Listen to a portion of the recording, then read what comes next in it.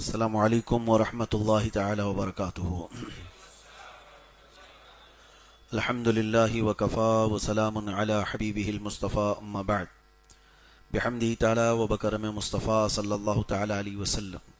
آج کی دوسری تراویح میں سورہ بقرہ کی تلاوت مکمل ہو چکی الحمدللہ، یعنی تقریباً 2.5 پارے اب تک آپ نے تلاوت سماعت کر لی۔ اللہ تبارک و تعالی مکمل قرآن عظیم کو صحیح تجوید کے ساتھ ہمیں پڑھنے اور آپ سب کو سماعت کرنے کی توفیق عطا فرمائے۔ قرآن پاک کی جو صورتیں اور جو آیتیں ہم تلاوت کرتے ہیں، آپ کو اندازہ ہوگا پہلے ہم تفسیر قرآن بیان کرتے تھے تو 5 پارے بیان کرنے میں ہمیں 7 سال لگ گئے تھے، تو یہاں روزانہ 1 پارے کی پوری تفسیر کیسے مکمل ہو سکتی ہے؟ اس لیے ہم چنندہ چند آیتوں کو آپ کے سامنے رکھتے ہیں تاکہ جو پڑھا ہے اس کو سمجھ کر کے بھی جائے کہ آج اللہ تبارک و تعالیٰ کے کلام میں ہم نے کیا کیا سماعت کیا، کون سا پیغام تھا۔ ایک بات آپ کی سامنے وضاحت ضروری ہے کہ یہ اللہ تبارک و تعالیٰ کا پیغام ہے، میسج ہے۔ کس کے لیے ہے؟ بندوں کے لیے، اس کے رسول کے ذریعے سے۔ ہوتا یہ ہے کہ ہمارے پاس آج 24 گھنٹے فون ہمارے پاس موجود ہے، اس میں اگر میسج کی گھنٹی تھوڑی سی بچ جائے تو آپ کی بے قراری بڑھ جاتی ہے۔ جلدی سے دیکھ لوں کہ میسج کس کا آیا ہوا ہے، واٹس ایپ کے اندر ہو، دوسرے سوشل سائٹس کے اندر ہو، جہاں آپ لوگ ایک دوسرے سے بات چیت کرتے ہیں، کسی کا بھی میسج آئے تو آپ کو لگتا ہے کہ اس کو جلدی سے جلدی پڑھ لینا چاہیے یا دیکھ کر کے ختم کر لینا ہے۔ یہ ایک انسان کا دوسرے انسان کو بھیجا ہوا میسج، آپ اس کو ڈیلے نہیں کرتے، اور رحمان کا بھیجا ہوا میسج جو انسان کے لیے ہے، برسوں ہو گئے اس کو دیکھا ہی نہیں، اس میں کیوں ڈیلے ہے؟ کبھی آپ اٹھا کر کے دیکھتے کہ میرے رب نے مجھے کیا میسج دیا؟ حقیقت بات کہہ رہا ہوں، یہ حضور صلی اللہ تعالی علیہ وسلم کے ذریعے سے تو دیا گیا ہم کو، لیکن اللہ تعالیٰ ڈائریکٹ یہ بھی کہہ رہا ہے، یہ فرما رہا ہے یا ایھا الذین آمنو، اے ایمان والو۔ یہ ایک جگہ نہیں آئی آیت، کتنی جگہ آئی؟ اے ایمان والو، اے کہہ کر کس کو بلایا جاتا ہے؟ جو سامنے جس کو مخاطب کرنا ہے، تو اس کا مطلب ہے رحمان بندوں کو خطاب کر رہا ہے، اے ایمان والو۔ جہاں صرف انسانوں کو بھی بات کرنی ہے وہاں پر بھی اللہ نے فرمایا یا ایھا الناس، اے انسانوں، اعبدوا ربکم الذی خلقکم، اس رب کی عبادت کرو جس نے تمہیں پیدا کیا ہے۔ تو انسانوں کو بھی اللہ نے خطاب کیا اور ایمان والوں کو بھی خطاب کیا۔ تو جس کو میسج آ رہا ہے کم سے کم وہ تو دیکھے کہ میرے لیے کیا پیغام ہے، میرے لیے کیا میسج ہے۔ اب ایک اور بات میں آپ کو بتاتا ہوں، آج کی دنیا ہے اس کے لیے۔ مثال کے طور پر آپ ہندوستان میں رہنے والے ہیں، آپ کی زبان ہندی ہے، ہندی میں بول چال کرتے، ہندی سمجھتے ہیں۔ ہو سکتا ہے چائنیز میں کوئی آپ کا جاننے والا ہو یا آپ سے محبت کرنے والا ہو، اور وہ چائنا میں رہ کر چائنیز زبان میں کوئی میسج بھیج دیا آپ کو، تو آپ کیا کرو گے؟ ڈیلیٹ کر کے ختم کر دو گے؟ لیکن اتنا تو پتا ہے کہ میرا چاہنے والا ہے، اس نے کچھ بھیجا ہے، تو آپ سب سے پہلا کام کرتے ہیں اس کا ٹرانسلیٹ معلوم کریں، کسی بھی ذریعے سے اس کو اس کا مطلب کیا ہے معلوم کریں، اور پھر جا کر کے گوگل سے ہی پوچھیں گے۔ بہرحال کہیں سے تو پوچھ کر کے آپ کے اندر یہ طلب ہے کہ میرے چاہنے والے نے مجھے کیا میسج دیا جو دوسری زبان میں۔ آپ دنیا کی ہارڈ زبان کو بھی ٹرانسلیٹ کر کے معلوم کر لیتے ہیں کہ میرے دوست نے کیا بھیجا ہے، جبکہ قرآن میں اللہ فرما رہا ہے ہم نے عربی قرآن تمہارے لیے بہت آسان بنایا۔ وَلَقَدْ يَسَّرْنَا الْقُرْآنَ لِلذِّكْرِ فَهَلْ مِن مُدَّكِرٍ، یہاں لکھی ہوئی ہے آیت؟ نہیں ہے، ہمارے ممبر پر اکثر یہ لکھی جاتی تھی۔ اللہ فرماتا ہے ہم نے قرآن آسان کر دیا یاد کرنے کے لیے، تو یہ آسان کر دیا۔ خیر چلو تمہاری مجبوری، بلا تشبیہ و بلا تمثیل میں آپ کو جو مثال دیا وہ صرف ذہنوں کو قریب کرنے کے لیے۔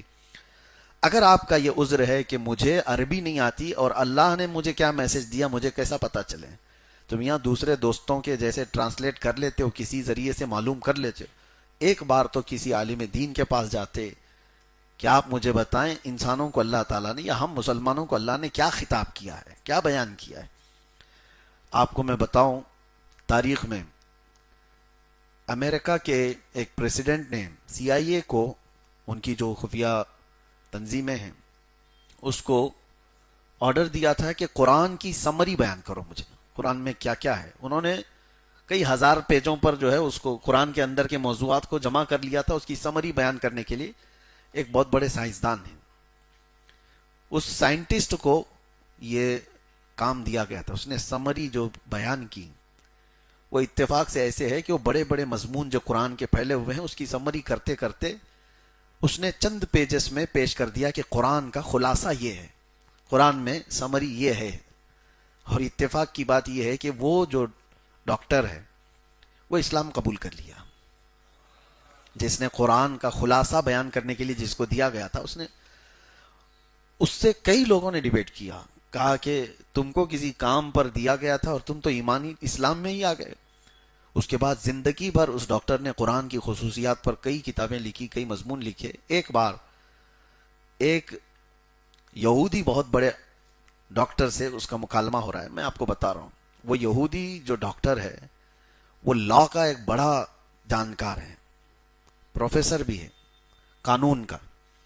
اس سے اس سائنسدان نے پوچھا کہ اگر وراثت کے معاملات میں سب کی کس کو کیا کیا ملنا ہے قانون میں، صرف اور صرف وراثت، سمجھ رہے نا، وراثت مرنے کے بعد جو بٹتے ہیں، اگر یہ کتابوں میں جمع کر دیا جائے تو کتنی کتابوں میں قانون کے اندر یہ مسئلے موجود ہوں گے، رائٹس ہوں گے، قانون ہوں گے.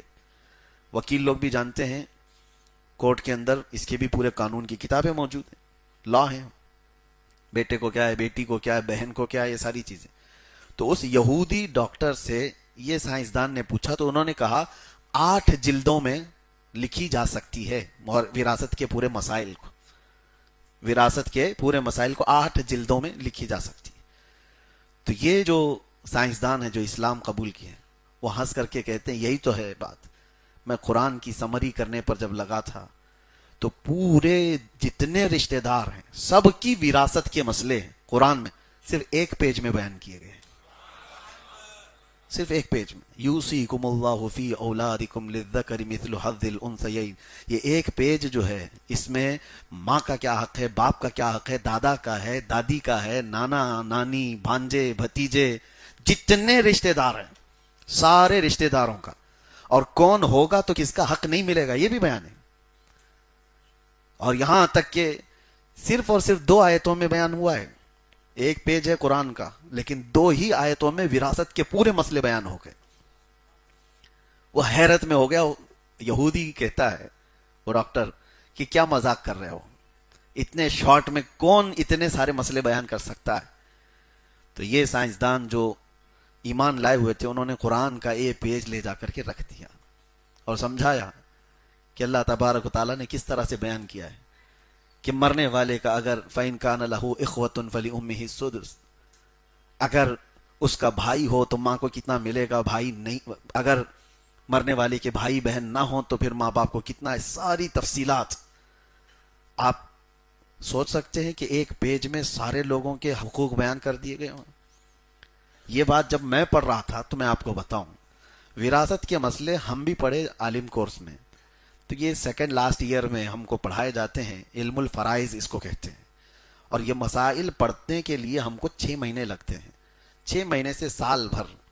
اور سب سے ڈیفیکلٹ یہ حساب کتاب کے مسئلے ہوتے ہیں اس میں، یعنی کس کو کتنا ملے گا اور کون ہوگا تو کس کا حصہ جا سکتا ہے. مثال کے طور پر میت ہے زید، اس کے بیٹے بیٹیاں ہیں تو پھر پوتے پوتیوں کو نہیں ملتا ہے، نواسیوں کو نہیں ملتا، بیٹے بیٹیاں موجود ہیں تو کون ہو تو کس کو ملتا ہے، کون نہیں ہو تو کس کو نہیں ملتا. یہ ساری چیزیں ذہن میں رکھ کر کے برابر اس کے مسئلے لگانا، اس میں 6 مہینے. اور ایگزام میں آپ کو میں بتاؤں 3 گھنٹے کے ایگزام میں صرف 2 ہی سوال اس کے آتے ہیں، 2 سوالات جس کو 3 گھنٹے میں حل کرنا ہوتا ہے وہ بھی آدھا چھوڑ کر کے اٹھ جاتے ہیں. وراثت کے مسائل، اور اس پر پوری کتابیں لکھی ہوئی ہیں، پوری کتابیں موجود ہیں عالم کورس میں بھی. لیکن آج مجھے حیرت ہوتی ہے کہ یہ ساری تشریحات انسان کر رہا ہے، لا بنا رہے ہیں، کورٹ میں لڑے جا رہے ہیں، 8 جلدوں کی کتابیں موجود ہیں، اور ان تمام علوم کو اس رب العالمین نے صرف ایک پیج میں بیان کر دیا. یہ ہے قرآن کا اعجاز. قرآن کو کوئی سمجھ ہی نہیں سکے گا اس انداز سے کہ وہ عام انسانوں سے کمپیئر کرتا ہو. بہرحال تو میں قرآن پاک کی پورے پارے کی تفسیر آپ کے سامنے لے کر نہیں بیٹھا. چند آیتیں، جیسے آج دوسرے پارے کے شروع میں ہی اللہ تبارک و تعالیٰ نے اپنے حبیب کی شان بیان کی. الگ الگ انداز سے حضور کی شان آئی ہے. وہ کیسے کہ رسول پاک صلی اللہ تعالیٰ علیہ وسلم جب مدینہ طیبہ میں موجود تھے، ایک محلہ ہے جہاں پر حضور ظہر کی نماز پڑھا رہے تھے، صحابہ پیچھے تھے. لیکن یہ وہ وقت ہے جب سارے مسلمانوں کا قبلہ بیت المقدس تھا. بیت المقدس فلسطین میں آج بھی ہے، مسجد اقصی، تو اس کی طرف منہ کر کے نماز پڑھ رہے تھے. بیت المقدس اس طرف ہے تو خانہ کعبہ اس کے اپوزٹ میں ہے، مدینے میں بالکل اپوزٹ سمتیں ہوتی ہیں. خانہ کعبہ ادھر ہے، بیت المقدس ادھر ہے. وہ پوری آیت کا خلاصہ میں آپ کے سامنے رکھ رہا ہوں. حضور نماز پڑھاتے ہوئے 2 رکعت ہو گئی تھی. حضور کے دل میں یہ خیال آیا کہ میرا قبلہ کعبہ ہوتا تو اچھا ہوتا. اور حضور کے دل میں یہ خیال آیا تو آپ صلی اللہ تعالیٰ علیہ وسلم اپنا چہرہ آسمان کی طرف یوں اٹھا رہے تھے. ٹھیک ہے، بس بات اتنی ہوئی. 4 رکعت ظہر کی ہے، 2 رکعت ہو چکی ہے اور چہرہ آسمان کی طرف اٹھا رہے ہیں. اسی اسنا میں جبرائیل امین آیت لے کر نماز میں ہی آ گئے. جو آیتیں آج ہم نے پڑھی ہیں یہ نماز کی حالت میں جبرائیل امین آیتیں لے کر آئے. قد نرا تقلب وجهك في السماء، اے محبوب ہم آپ کا چہرہ آسمان کی طرف اٹھانا دیکھ رہے ہیں. فلنولینک قبلۃ ترضاها، ہم آپ کو اسی قبلے کی طرف پھیر دیں گے جس میں آپ کی رضا ہے. اس آیت کو اگر ترجمے کے اعتبار سے، مفہوم کے اعتبار سے اعلیٰ حضرت کے شعر میں سمجھنا ہو تو کلام اعلیٰ حضرت میں ایک شعر ملتا ہے، لوگوں کو سمجھ نہیں آئے. اعلیٰ حضرت فاضل بریلوی رحمۃ اللہ تعالیٰ علیہ فرماتے ہیں، خدا کی رضا چاہتے ہیں دو عالم. سارا عالم، سارے کائنات کس کی رضا چاہتے ہیں؟ آپ کس کی رضا چاہتے ہیں؟ خدا کی. خدا کی رضا چاہتے ہیں دو عالم، اور خدا چاہتا ہے رضا محمد صلی اللہ علیہ وسلم. خدا چاہتا ہے رضا محمد. اللہ تبارک و تعالیٰ اپنے حبیب کی رضا فرماتا ہے کہ ہم اس قبلے کی طرف آپ کو پھیر دیں گے جہاں آپ کی رضا ہے. قبلۃ ترضاها فولی وجهک شطر المسجد الحرام. یہ تو بات چیت ہو رہی نا. اے رسول آپ کا چہرہ اٹھانا ہم دیکھ رہے ہیں اور ہم آپ کو اسی طرف پھیر دیں گے جس طرف آپ کی رضا ہے. ارے کوئی آرڈر آ رہا ہو تو اس سے پہلے یہ اعلان کر دیا جاتا ہے. مثال کے طور پر آپ نے کہا کہ یہاں پر یہ ہونا چاہیے، وہاں پر وہ ہونا چاہیے. آپ نے کہا ٹھیک ہے آپ کی خواہش ہے، ہم دیکھیں گے، آپ کے حساب سے ہی کریں گے. تو اس کا مطلب ہے کہ ہم کرنے کے لیے تیار ہیں. 1 دن لگ جائے، 2 دن لگ جائے، 8 دن کے بعد آپ کی پسند کے مطابق کر دیں گے. لیکن رسول کا معاملہ اپنے رب کے ساتھ ایسا نہیں ہے. اللہ فرما رہا ہے ہم آپ کا چہرہ اٹھانا دیکھ رہے ہیں اور ہم آپ کو اسی طرف پھیر دیں گے جس طرف آپ کی رضا ہے. لیکن اس میں دیر نہیں، فوراً آیت فولی وجہک شطر المسجد الحرام. دیر کس بات کی ہے محبوب؟ ابھی آپ اپنا چہرہ کعبے کی طرف کر لیں. یہ نہیں کہ ظہر ہو جائے عصر سے آپ کا قبلہ بدل جائے گا، یا آج پورا کر لیجئے کل سے آپ کا قبلہ بدل جائے گا. نہیں، نماز کی حالت میں ہے حضور. 2 رکعت بیت المقدس کی طرف ہو چکی ہے. اللہ فرما رہا ہے ابھی کے ابھی آپ اپنا چہرہ خانہ کعبہ کی طرف کر لیں. اور یہ قبلہ بدل دیا گیا اور اسی وقت حضور چہرہ پھیر لیے خانہ کعبہ کی طرف. اور جو پیچھے تھے وہ چل کر کے صحابہ حضور کے پیچھے آ گئے. اور ایک نماز میں یعنی سب چلے پھرے. جو صحابہ، ظاہر سی بات ہے حضور کا چہرہ اگر پھر گیا تو مقتدیوں کے سامنے ہو گیا. تو مقتدی کیا آمنے سامنے ہوں گے؟ تو مقتدی سب وہ صحابہ تھے حضور کے پیچھے آ گئے. مثال کے طور میں آپ کو بتاؤں، وہ صحابہ کو اسی لیے صحابہ کہا گیا. وہ عام دوست نہیں تھے ہمارے اور تمہارے کہ ان کو پوچھنا پڑے یہ کیا ہو رہا ہے. وہ رسول کو جانتے تھے. اگر ان کا چہرہ پھر گیا ہے تو ہمارا پورا دین ہی ادھر ہے. اس کی ترجمانی کرتے ہوئے اقبال کیا کہتا ہے؟ بمصطفیٰ برساں خیش کے دی ہماؤس. اپنے آپ کو رسول کے قدموں تک پہنچا لو، یہی دین ہے. صحابہ نماز کی حالت میں اچنبے کی بات ہوتی ہے، شاکنگ ہے کہ اچانک حضور اس طرف پھر گئے، ہمیں کیا کرنا ہے؟ نہیں، صحابہ چل کر کے حضور کے پیچھے آ گئے اور نماز مکمل ہو گئی. اب سنیے، اس میں کئی حکمتیں ہیں، میں آپ کو بتاؤں. 2 رکعت کے بعد پھر حضور نے اعلان فرمایا کہ قبلہ ہمارا بدل گیا. آج سے ہمارا قبلہ خانہ کعبہ ہوگا اور قیامت تک مسلمانوں کا قبلہ خانہ کعبہ. اب سنیے، یہ صحابہ کرام ان میں سے کسی کی نماز خراب نہیں، ٹوٹی نہیں. تم اور ہم اگر نماز میں چلیں تو نماز ہوگی نہیں. وہ رسول کی اطاعت میں تھے تو وہ بھی نماز میں ہی شامل ہے. حضور کی فرمان برداری میں ان کا چلنا پھرنا ہوا وہ بھی عبادت میں ہی. اچھا یہاں تک تو بات سمجھ میں آئی. پھر یہ صحابہ نکل کر کے باہر جا رہے تھے تو چند دوسرے صحابہ کو نماز پڑھتے ہوئے انہوں نے راستے میں دیکھا. وہ بھی بیت المقدس کی طرف منہ کر کے پڑھ رہے تھے اور یہ رسول اللہ کے پیچھے پڑھ کر کے آئے ہوئے لوگ تھے. راستہ چلتے ہوئے نماز کی حالت میں ان صحابہ سے بھی انہوں نے کہا کہ ہم ظہر کی نماز حضور کے پیچھے پڑھ رہے تھے اور قبلہ بدل چکا ہے اور ہمارا قبلہ بیت المقدس نہیں خانہ کعبہ ہو چکا ہے. تو باہر سے آئی ہوئی آواز کو سن کر کے وہ صحابہ اپنے چہرہ خانہ کعبہ کی طرف کر لیے. اب مسئلہ میں آپ کو بتاؤں, یہاں ہم نماز پڑھ رہے ہیں, باہر سیڑھی پہ کھڑے ہو کر کے کسی نے اللہ اکبر بھی کہہ دیا اور آپ جھک گئے رکوع میں, سب کی نماز گئی, نماز فاسد ہو گئی. باہر والے کی اقتدا نہیں کر سکتے, امام کی اقتدا کر سکتے ہو. جو تمہاری نماز کا امام ہے بس اس کی آواز پر تم رکوع سجدہ کر سکتے ہو. باہر کھڑا ہوا اگر کوئی تکبیر بول دیا جو نماز میں نہیں تھا, حالانکہ غلط بات نہیں کہہ رہا ہے, وہ بھی اللہ اکبر ہی کہہ رہا ہے, اس کے باوجود بھی باہر والے کی اقتدا کرنے سے نماز فاسد ہو گئی, نماز سے تم نکل گئے. لیکن وہ صحابہ کا معاملہ دیکھیں, وہاں باہر والے صحابہ کہہ رہے ہیں کہ قبلہ بدل گیا ہے, یہ پھر بھی گئے اور ان کی بات کو مان کر نماز بھی پڑھ لیے. وجہ یہ ہے کہ تمہارا اور ہمارا بولنا اور ہے. وہ صحابہ جس کی بات پہنچا رہے تھے وہ رسول اللہ کی بات تھی. وہاں تو اطاعت ضروری ہے, وہاں تو ماننا ہی ہے, وہاں نہ ماننے سے خرابی آ جائے گی. بہرحال اس بات پر یہودیوں نے بہت واویلا مچایا تھا. وما انت بتابع قبلتهم وما بعضهم بتابع قبلة بعض. یہاں پر اللہ تعالیٰ نے قبلے کے متعلق بہت ساری باتیں ارشاد فرمائی. یہودیوں نے تان و تشنیع کیا تھا کہ یہ کیسے ہے کہ ان لوگوں نے قبلہ بدل لیا, اب تک کسی کا قبلہ بدلا نہیں تھا, فلاں فلاں باتیں. تو اللہ تبارک تعالیٰ نے اپنے حبیب صلی اللہ تعالیٰ علیہ وسلم کو یہ آیتیں اتار کر فرمایا, آپ ان سے کہیں نہ تم ہمارے قبلے کے پیروکار ہو اور نہ ہم تمہارے قبلے کے پیروکار ہیں. قبلہ کیا ہے یہاں سے سمجھ میں آ گیا. قبلہ خانہ کعبہ ایک مرکز کے لیے بنایا گیا. اصل قبلہ تو وہ ہے جس کی طرف یعنی حضور صلی اللہ تعالیٰ علیہ وسلم نے چہرہ کیا, حضور کا چہرہ ہی قبلہ ہے. اگر حضور نہ پھرتے تو قبلہ کو کون پہچانتا؟ اگر حضور اس طرف منہ کر کے نہ کھڑے ہوتے تو کیا کوئی خانہ کعبہ کی طرف منہ کر کے کھڑا ہوتا؟ اصل قبلہ تو حضور کی ذات ہے. حاجیو آؤ شہنشاہ کا روزہ دیکھو, کعبہ تو دیکھ چکے کعبے کا, ہاں وہ کعبے کا کعبہ ہے, وہ قبلہ اصل ہے.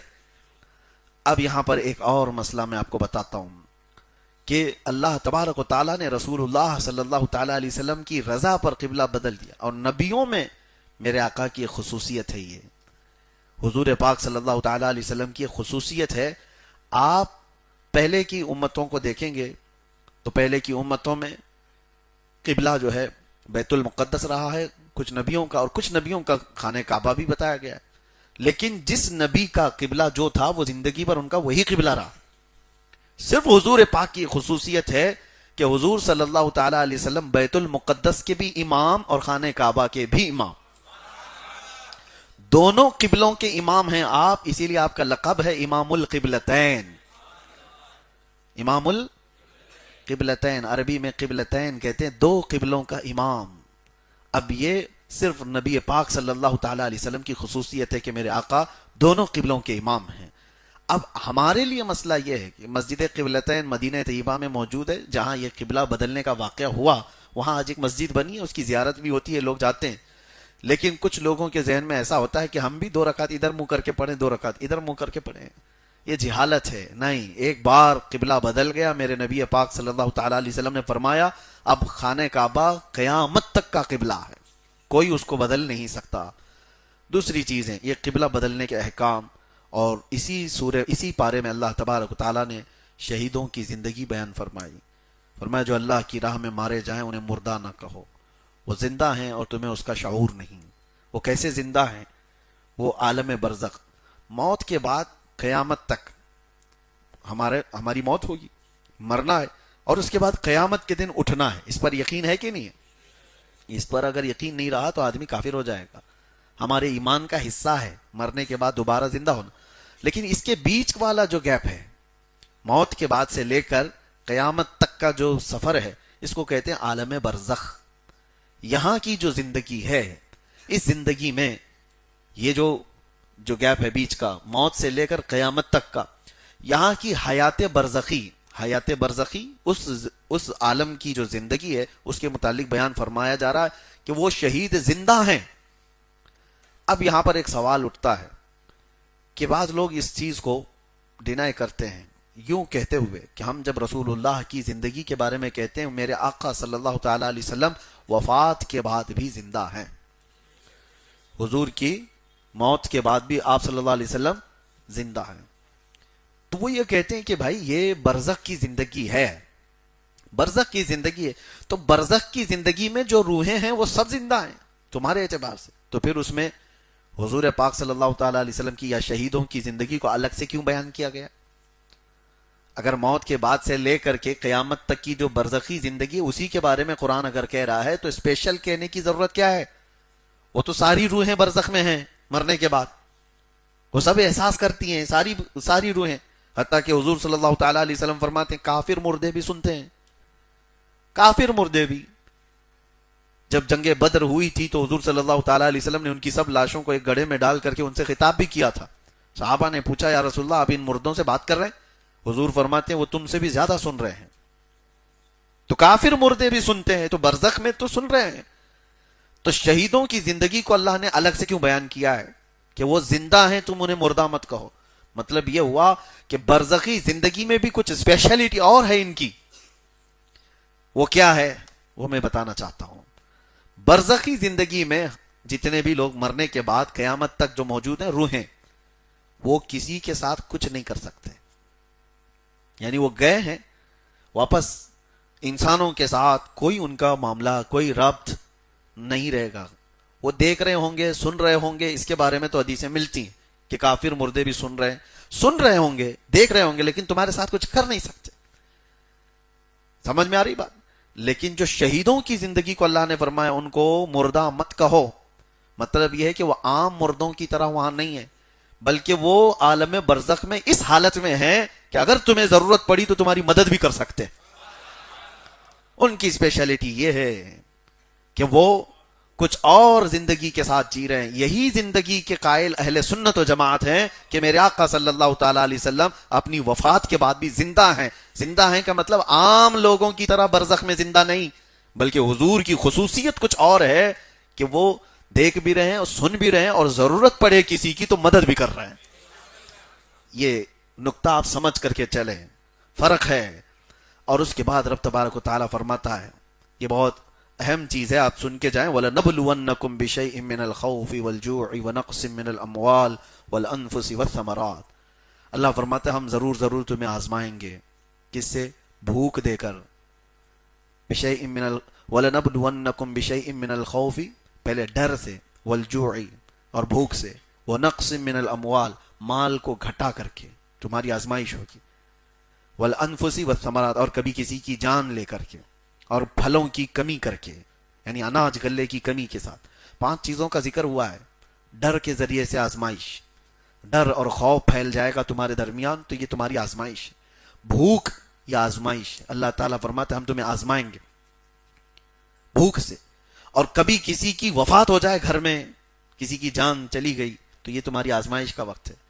کہا گیا ہے کہ اللہ تبارک و تعالیٰ فوراً فرشتوں کو بھیجتا ہے اس گھر میں جاؤ دیکھو اس کے بھائی کا انتقال ہوا، بہن کا انتقال ہوا، ماں کا یا بھائی باپ کا، وہ لوگ میرے بارے میں کیا کہہ رہے ہیں. فرشتے سب کی باتیں سن کر کے اللہ کی بارگاہ میں جاتے ہیں اور کہتے ہیں جو کہہ رہے تھے، یہ عورتیں جو ماتھا پیٹ رہی، نوحہ کر رہی، ماتم کر رہی، ان کی بھی باتیں پہنچائی جائیں گی. جو یہ کہتی ہیں کیا میرا ہی گھر ملا تھا اللہ کو، معاذ اللہ رب العالمین. یہ کفریہ الفاظ ہیں، آدمی کافر ہو جاتا ہے. اور یہ باتیں جب فرشتے رب تعالیٰ کے حضور کہتے ہیں تو اللہ تعالیٰ فرماتا ہے تم گواہ ہو جاؤ فرشتوں، انہوں نے میرے بارے میں جیسا گمان کیا اب میں ان کے ساتھ ویسا ہی سلوک کروں گا.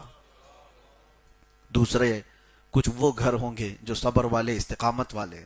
فرشتے ان گھروں سے بھی جا کر کے اللہ کی بارگاہ میں یوں کہیں گے کہ رب تعالیٰ ان کے گھر میں ان کے بھائی کی موت ہوئی، ماں کی یا بیٹی کی، کسی کی موت ہوئی، لیکن ہم ان کے گھر گئے تھے تو وہ صرف اتنا کہہ رہے تھے انا للہ و انا الیہ راجعون.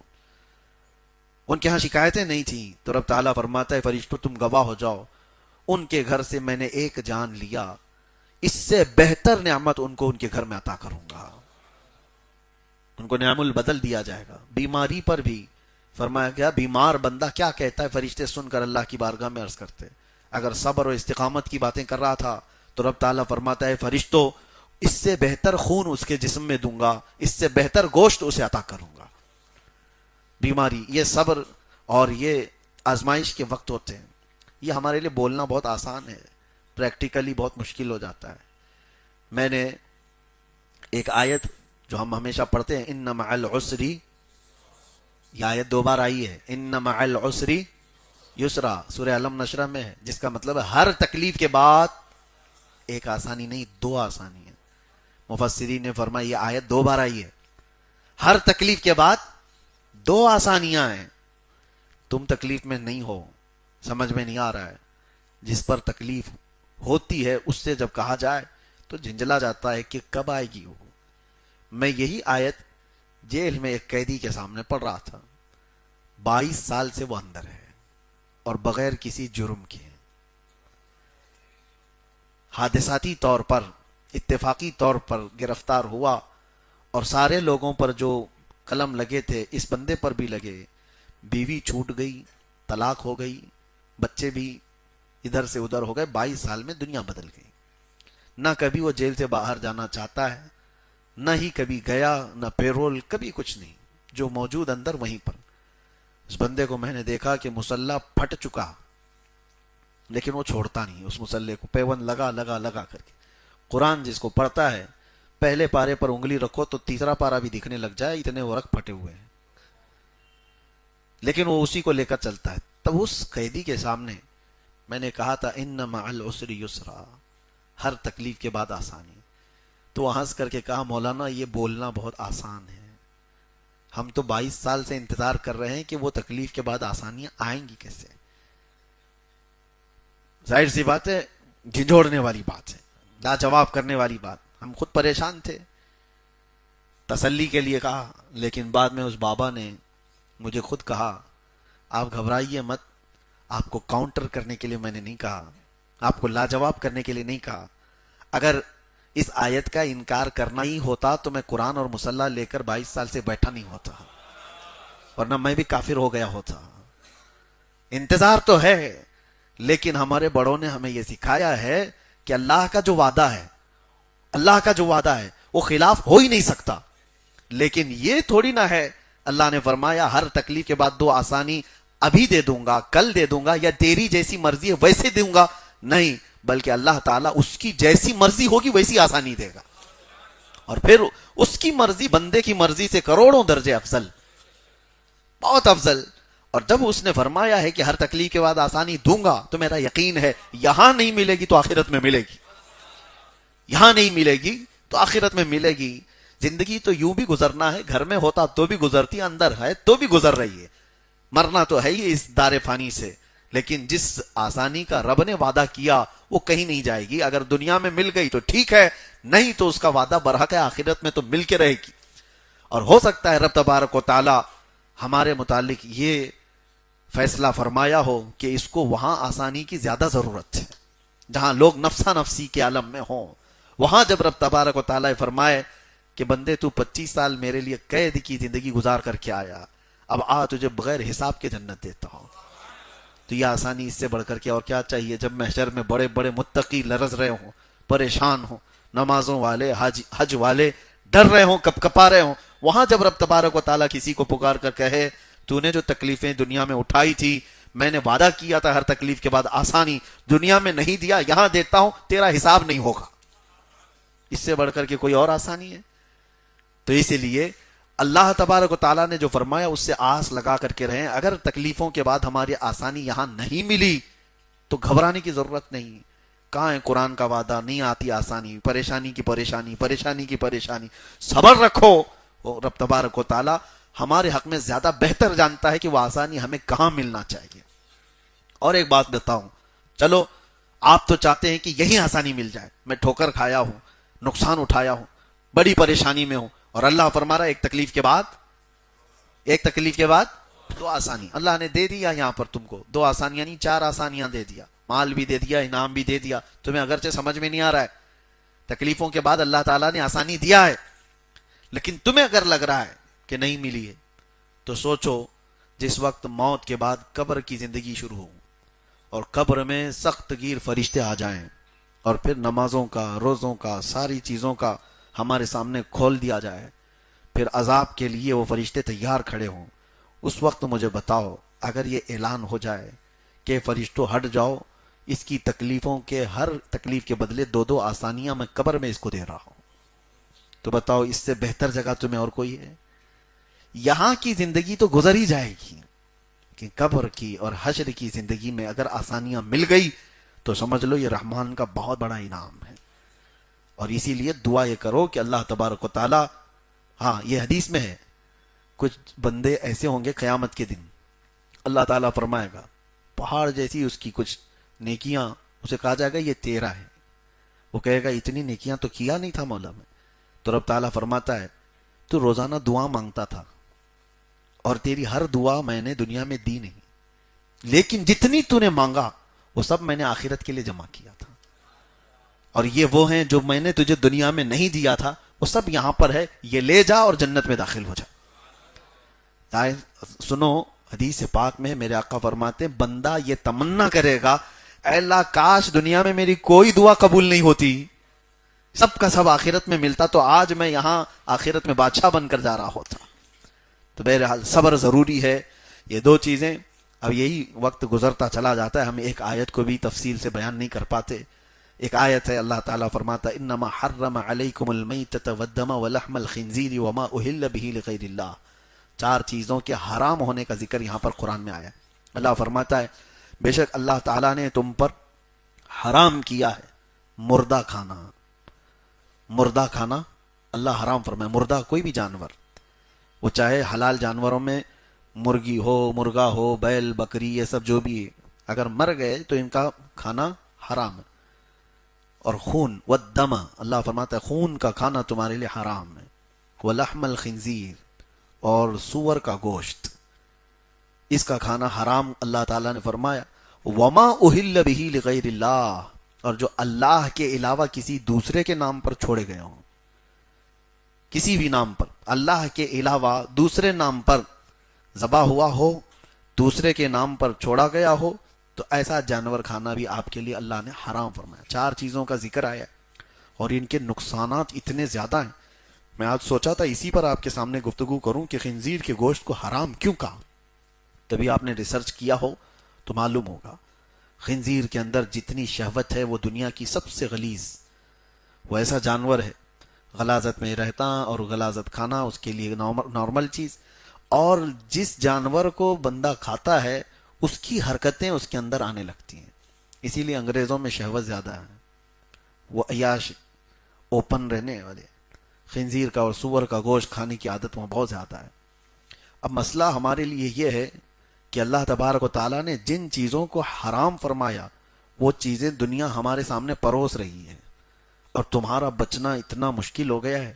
میں سوچتا ہوں کبھی کبھار لوگ آج ہلکے میں لیتے ہیں کھانے پینے کی چیزوں کو، جو بھی باہر دکھا اس کو آرڈر کر لیا اور کھا لیا۔ چکن یہ جہاں سے آ رہا ہے کہاں سے آ رہا ہے تمہیں کچھ پتا؟ مری ہوئی مرغیاں کتنی بیچی جاتی ہیں یہ تو سب کو پتا بھی ہے، مری ہوئی مرغیاں خریدنے والے لوگ موجود ہیں، بیچنے والے لوگ موجود ہیں جنہوں نے ہمیں خود بتایا ہے، اور یہ راستے پر بکنے والی بہت ساری چیزیں ہیں، لوگوں کو ایسا لگتا ہے چکن فرائیڈ رائس، چکن شاورما، بس یہ زبان کی لذت ہے جو اس کو حرام کاریوں پر ابھارتی، اور جب حرام لقمے اس زبان سے اندر جاتے ہیں تو یہاں تک فرمایا گیا کہ انسان کے اندر بے حیائی اور برائیاں بڑھ جاتی ہیں، اور یہاں تک کہ قریب ہوتا ہے کہ وہ کفر اور اسلام کے بیچ میں آ جاتا ہے، وہ ہر گناہ کو، ہر برائی کو ہلکے میں لینے لگ جاتا ہے، کیوں؟ حرام روزی اس کے اندر جا رہی ہے۔ خاص طور پر اس کا یہ 4 چیزیں، اور قرآن میں اللہ نے فرمایا خون کا کھانا حرام ہے۔ کبھی کبھار یہ دیکھا گیا ہے کہ لوگ جو ہے دیہاتوں میں تو خون قصاب لوگ جمع کرتے ہیں ایک کٹوری میں، اور وہ کلیجی کی طرح بن جاتا ہے، اور اس کو بھی بیچتے ہیں اور اس کو بھی کھاتے ہیں، اس کو بھی بناتے ہیں، معاذ اللہ رب العالمین، یہ سخت حرام ہے. اور یہ تو چلے آپ کو گھن لگ رہی ہے کہ لوگ کیسے کٹوری میں خون کو جمع کر کے اس کو کلیجی کی طرح بنا کر کھا لیتے ہیں، لیکن بسا اوقات یہ دیکھا گیا ہے کہ گوشت کے اندر بھی خون لگا رہ جاتا ہے. چکن میں بھی، مرغی کے گوشت میں بھی، اور کئی گوشت میں بھی ایسی کہ ذبح کرنے کے بعد جو بہہ گیا خون، لیکن کچھ خون جمع رہ جاتا ہے اگر وہ کافی بڑی مقدار میں، اور ویسے ہی اس کو پکا لیا تو اس نے حرام پکایا ہے.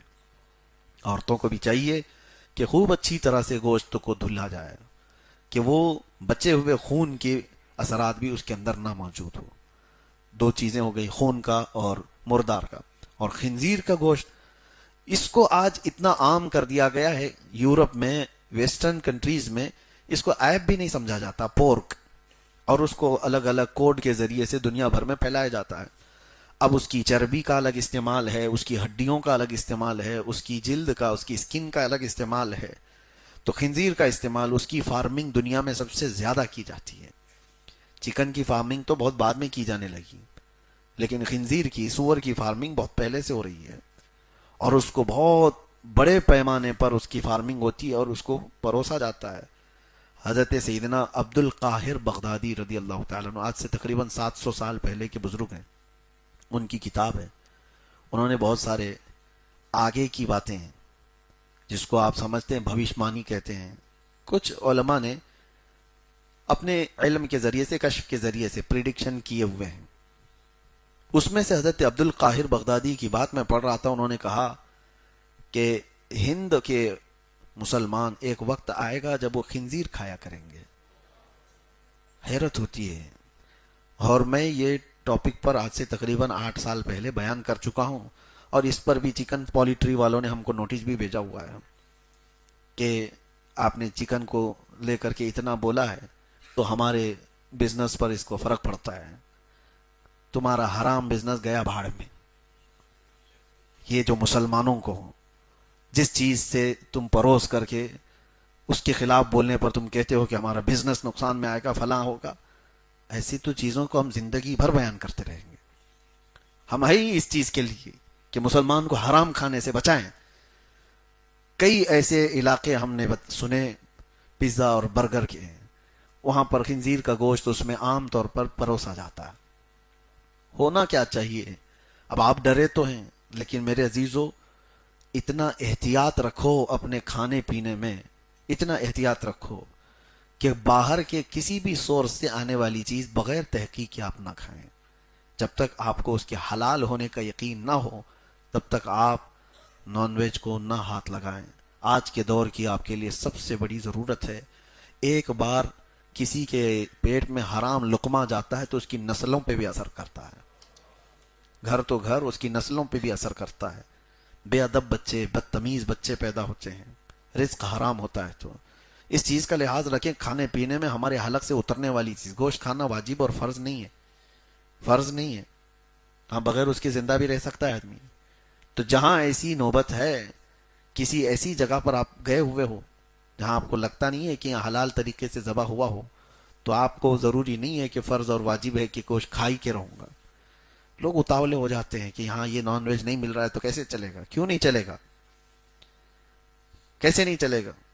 کچھ لوگ بیڑی سگریٹ والے جو بولتے ہیں کہ نہیں 1 گھنٹے بھی نہیں رہ پاتے ہیں، میں ان سے پوچھتا ہوں پھر سحری سے افطاری تک کیسے رہتے ہیں؟ بغیر اس کے رہتے ہیں. نظام تم نے دماغ میں بنایا ہے. اللہ نے جسم کو ایسا بنایا ہے کہ تم چاہو تو اس کو اپنے ہاتھ میں رکھو.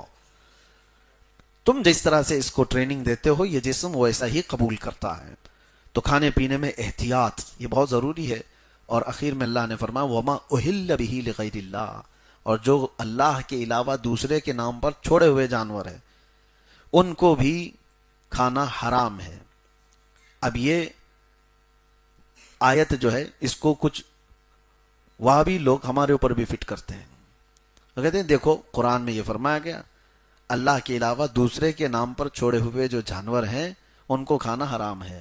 تو سنی لوگ غوث پاک کے نام پہ بکرے چھوڑتے ہیں، غریب نواز کے نام پر بکرا ہے. یہاں میں آپ کو بتاؤں فرق کیا ہے. کفار و مشرکین کے بارے میں یہ کہا گیا ہے کہ جب وہ ذبح کرتے تھے تو اپنے دیوی دیوتاؤں کے نام پر بلی چڑھاتے تھے، ان کے نام پر کاٹتے تھے. اس کی حرمت قرآن میں بیان کی گئی. اگر کسی بکرے کو بزرگوں کے نام پر ایسی چھوڑا گیا ہے تو صرف اس کو نسبت دی گئی ہے، لیکن جب ذبح کیا جاتا ہے تو بسم اللہ ہی. ہاں، کبھی غوث پاک کا نام لے کر ذبح نہیں کریں گے. غریب نواز، ارے ہم تو حضور صلی اللہ علیہ وسلم کا نام لے کر کے بھی ذبح نہیں کر سکتے، کسی کا نہیں. ذبح کرنے کے لیے صرف اور صرف اللہ کا نام. تو آیت میں اللہ نے یہ بیان فرمایا ہے، جو اللہ کے علاوہ دوسرے کسی کے نام پر ذبح کیے ہوئے ہوں، حلال کیے گئے ہوں، مطلب ذبح کیے گئے ہوں، ان جانوروں کا کھانا حرام ہے. اور بیچارے کچھ لوگوں نے ہمارے اوپر فٹ کیا ہے، غوث پاک کے نام پر یہ لوگ چھوڑے ہوئے ہیں، غریب نواز کے نام پر چھوڑے ہوئے ہیں. ان کو پتہ نہیں ہے یہ خود بھی جو ہے، اگر اس طرح سے دیکھا جائے تو بکرے تو بہت سارے لوگوں کے نام پہ چھوڑے ہوئے ہیں. اب مثال کے طور پر کسی نے خرید کر، آپ بکرا خرید کر کے لائے تو یہ تو نہیں کہیں گے نا کہ ڈاکٹر کا بکرا ہے، یہ تو کہیں گے یہ تو احمد کا بکرا ہے، زید کا بکرا ہے، خالد کا بکرا ہے. نام تو دیا نا، جس کا بکرا ہے اس کا نام دیا. تو بیچارے یہ وہاں بھی بولیں گے کہ یہ احمد کا بکرا حرام ہو گیا، خالد کا بکرا حرام ہو گیا کیونکہ اس کے نام پر آ گیا. تو دیونار کے سارے بکروں کو کہو اللہ کے بکرے ہیں، یہ نہیں کہیں گے. اور دوسرے یہ تو نام کے بکرے ہو گئے. اور کچھ تو ہوتے ہیں راجستھانی بکرا، پنجابی بکرا، یو پی کا بکرا، تو پھر علاقے کا بھی نام دے دیے تو بھی بکرا حرام ہو جائے. اس کا مطلب سمجھو کہ بکرے کو یا کسی بھی جانور کو کسی غیر کے نام پر ذبح کیا گیا تب وہ حرام ہے. زندگی میں اس کو نسبت دی گئی ہے تو کوئی حرج نہیں، بلکہ وہ نسبت دینے سے ممتاز ہو جاتے ہیں. بزرگوں کے نام سے اگر کسی جانور کو نسبت بھی مل جاتی ہے تو وہ ممتاز ہوتے ہیں. قرآن میں اس کا ذکر ہے، اصحاب کہف کا کتا. ہاں، اصحاب کہف کا کتا، جو اصحاب کہف کے ساتھ کتا چلتا رہا، ان کے ساتھ غار میں جا کر سویا بھی. حدیث میں ملتا ہے کہ جانوروں کو قیامت کے دن معدوم کر دیا جائے گا، ختم کر دیا جائے گا، لیکن اصحاب کہف کا کتا ان کے ساتھ جنت میں بھی جائے گا. ارے کتا، وہ 7 لوگ یا 8 لوگ جتنے تھے اصحاب کہف، ان کی صحبت اختیار کیا اللہ والوں کی، کتا ہو کر کے جنت میں گیا. اور پھر آپ سوچئے انسان ہو کر اگر اولیاء کی صحبت اختیار کرے تو کیا اس کو اس نسبت کی برکت نہیں ملے گی؟ ہاں، اسی لیے امام اہل سنت فاضل بریلوی رحمۃ اللہ تعالی علیہ کا یہ شعر سمجھو. آپ نے غوث پاک کی طرف نسبت کرتے ہوئے کیا کہا تھا؟ کیا دبے جس پہ حمایت کا ہو پنجہ تیرا. یعنی سرکار غوث پاک، آپ کا پنجہ، یہ پنجہ ہوتا ہے، ہاں، کیا دبے جس پہ حمایت کا ہو پنجہ تیرا. سرکار غوث پاک، آپ کا پنجہ جس کے پیٹھ پر ہو، آپ کی حمایت جس کے ساتھ ہو، وہ دب کیوں سکتا ہے؟ وہ کبھی کسی سے دبے گا؟ نہیں دبے گا. کیوں؟ ایک واقعہ بتاتے ہوئے اعلیٰ حضرت کہتے ہیں، شیر کو خطرے میں لاتا نہیں کتا تیرا. خطرے میں لاتا نہیں مطلب ڈینجر کا مطلب نہیں ہے، خطرہ خاطر میں لاتا نہیں، یعنی دل پہ ذرا برابر پرواہ بھی نہیں کرتا کہ سامنے شیر کھڑا ہے. کون؟ دربار غوث کا کتا. واقعہ تھا کہ آپ کے دربار پر ہڈیاں کھا کر پلنے والا ایک کمزور کتا سرکار غوث پاک رضی اللہ تعالیٰ عنہ کے ہاں، اور لنگر کا کھا کر کے پلتا تھا. اس محلے میں حضرت احمد جام ایک بزرگ تھے بغداد کے، وہ شیر کی سواری کرتے تھے، اور وہ جس محلے میں جاتے تھے ایک گائے کی قربانی دینی پڑتی تھی. باری باری ان کا شیر جاتا تھا. غوث پاک کے محلے میں جب پہنچا تو انہوں نے قاصد بھیجا کہ جاؤ ان کے لنگر سے گائے لے کے آؤ ہمارے شیر کے لیے. لوگ آئے، غوث پاک سے کہا، آپ نے منع نہیں فرمایا، کہا لے جاؤ لنگر سے ایک گائے ان کے شیر کے لیے. لے کر کے گئے. اب میں یہاں گائے کا ذکر کر رہا ہوں کہیں اس کو کنٹروورشل نہ بنا دیا جائے. ہاں بھائی، وہ شیر کھا رہا تھا تو شیر کے لیے وہاں بھیجا جا رہا تھا، ہمارے لیے نہیں ہے. تو غوث پاک رضی اللہ تعالیٰ عنہ نے لنگر سے گائے کو بھیج دیا، لیکن ساتھ میں وہی کمزور کتا بھی پیچھے پیچھے چل پڑا. وہ چلا، اور اس کے بعد جیسے ہی بھوکا شیر گائے پر جھپٹ رہا تھا، دم زدن میں دنیا نے دیکھا کہ یہ لاغر کمزور کتا چھلانگ لگا کر اس شیر پر حملہ آور ہوا اور دم زدن میں 2 ٹکڑے کر کے رکھ دیا. کبھی ہوتا ہے ایسے؟ شیر کو یہ کتا پھاڑ کر کے رکھ دیا. احمد جام جو بزرگ سواری کرتے تھے وہ کھڑے ہو گئے، دیکھنے لگے کہ ایک لاغر اور کمزور کتا میرے شیر کو شکار کر گیا. پھر پوچھا یہ کہاں کا ہے؟ لوگوں نے بتایا دربار غوث کی ہڈیوں پر پلتا ہے. اب یہی بات ہے، یہ نسبت کی بات ہے. تم یہ مت دیکھو کہ یہ کمزور ہے، لاغر ہے، یہ دیکھو کہ نسبت کہاں سے رکھتا ہے. ہم بھی اسی لیے فخر سے کہتے ہیں یا سرکار غوث پاک کی بارگاہ میں تجھ سے در، در سے سگ، اور سگ سے ہے مجھ کو نسبت. میری گردن میں بھی ہے دور کا ڈورا تیرا، اس نشانی کے جو سگ ہیں نہیں مارے جاتے، حشر تک میرے گلے میں رہے پٹا تیرا. اللہ تبارک و تعالیٰ یہ نسبتیں سلامت رکھے. تو آیت میں جو بتا رہا تھا اس میں 4 کا ذکر تھا کہ مردہ کھانا، خون کا کھانا، سور کا گوشت کھانا، اور اللہ کے علاوہ کسی دوسرے کے نام پر ذبح کیا ہوا کھانا یہ حرام ہے. اس کی حکمتیں بہت زیادہ ہیں، وہ ایک شارٹ ٹائم میں بیان کرنا پاسبل بھی نہیں، ممکن نہیں ہے. بہرحال ان چیزوں سے بچیں، رزق کا خاص طور پر اہتمام ہو. آج کے دور میں دیکھ نہیں رہے لوگ پیشاب کی پولیتھین بیچنے پر آ گئے. ہاں، گائے کا پیشاب بیچ رہے ہیں کہ نہیں بیچ رہے ہیں، اور وہ بھی بڑے اچھے ایڈورٹائز کے ساتھ. اور یہ گوبر بھی بیچ رہے ہیں، یہ پتہ نہیں یہاں پر ہی ہے. اور لوگ اس کی بھی تعریف میں، ایڈورٹائز کرنے والے لوگ کیسے آتے ہیں معاذ اللہ. یہ اس کو دھارمک بنا کر کے جس طرح سے حالات ایسے بدل گئے ہیں، تو کل کو ہمارے بچوں کے لیے یہ سب چیزیں کامن نہ بن جائیں، یہ سب چیزیں عام نہ ہو جائیں. اسی لیے ڈراؤ کہ حرام روزی کی طرف تمہارا ہاتھ بھی نہیں جانا چاہیے. اللہ تبارک و تعالیٰ کہنے سننے سے زیادہ عمل کی توفیق عطا فرمائے. قرآن عظیم کو صحیح پڑھنے اور اس کو صحیح سمجھنے اور اس کی تفسیر پر عمل کی توفیق عطا فرمائے. وآخر دعوانا ان الحمد للہ رب العالمین. السلام علیکم.